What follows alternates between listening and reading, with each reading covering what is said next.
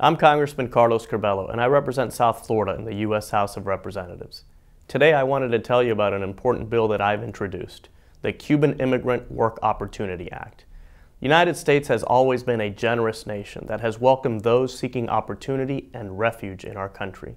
We have especially opened our arms to those fleeing political persecution from all parts of the globe. No community knows this better than ours. Political refugees have helped make South Florida one of the most diverse, dynamic, and attractive communities in the world.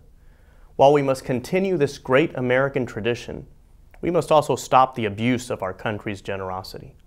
A provision in the Refugee Education Assistance Act of 1980 treats all Cubans as refugees and asylees by granting them access to federal benefits like Social Security insurance.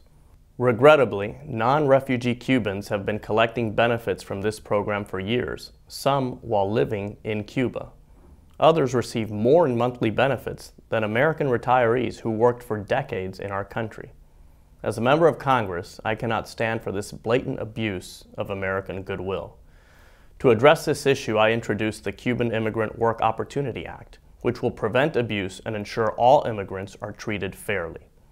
This bill will afford every Cuban immigrant the opportunity to work in the United States and preserves access to the Refugee Resettlement Program for politically persecuted Cubans.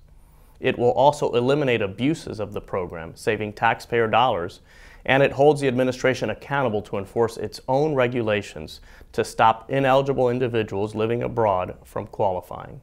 It does not retroactively apply to Cubans already living in the United States. It does not modify the Cuban Adjustment Act or restrict the ability for Cubans to visit or assist their family members on the island. In short, Cubans coming to the United States will have the same opportunity as immigrants from other nations like Colombia, Venezuela, Peru, Central America, from any country, to work and earn an honest living while contributing to our great nation.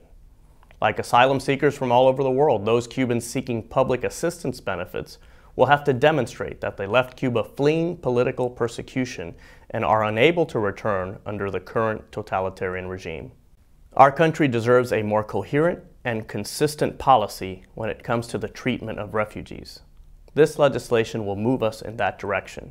We should continue being a place of refuge for the oppressed while making sure that America's generosity is honored, not abused.